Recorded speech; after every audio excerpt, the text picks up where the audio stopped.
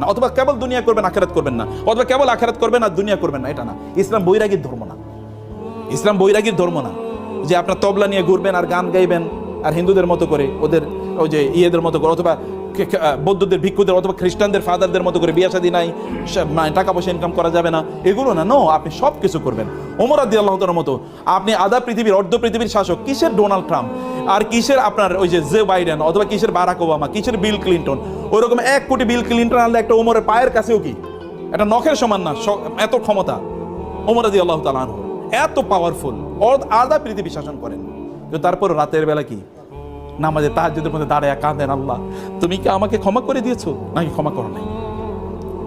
এবং বলেন আল্লাহ ফোরাত নদীর তীরে যদি কোনো কুকুর না খেয়ে মারা যায় তাহলে তো আমাকে তুমি জিজ্ঞেস করবা, এবং এই কারণে লোকদেরকে বলেন খবরদার কোনো কুকুরের যেন না খেয়ে না থাকে, কোনো কুকুরের খাবারের জন্য